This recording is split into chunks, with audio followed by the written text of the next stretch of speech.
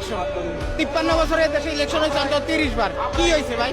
এর ভিসা নিতে ইউরোপীয় ইউনিয়নে 27টা দেশ আছে, 7টা দেশের রাষ্ট্রদূত আছে, বাংলাদেশের দূতাবাস আছে, আর 20টা হলো ভারতে। ওই সব দেশের ভিসা নিতে ভারত যাইতে হয় আমাদের। সেই 20টা দেশের রাষ্ট্রদূতরে এই বিপদের সময় মার্চ মাসে উনি বাংলাদেশে তাকে নিয়ে আইছে।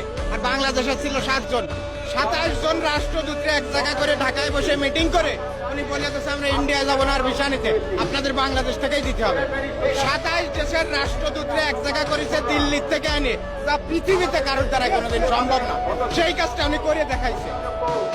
জাতিসংঘের মহাসচিব এসে 4 দিন ঘুরে বেড়ায়, নামাজ পড়ে, রোজা রাখে, শুনিছেন কোথায়? এগুলো পারিছে কেউ? রাজনীতি করে, এগুলো ভীমরতিতে ধরেছে। ভীমরতিটা কি শুনবেন?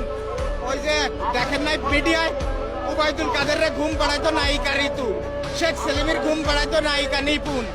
এগেরও ভীমরতিতে ধরেছে। তাড়াতাড়ি মন্ত্রী হওয়া দরকার, এমপি হওয়া দরকার।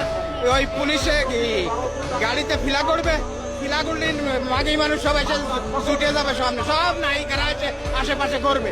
এই ভীমরতিতে ধরেছে, এই জন্য তাড়াতাড়ি ক্ষমতায় যাওয়ার জন্য পাগল হয়ে গেছে। বুঝছেন? এই হলো মূল কথা, এর অন্য কিছু না।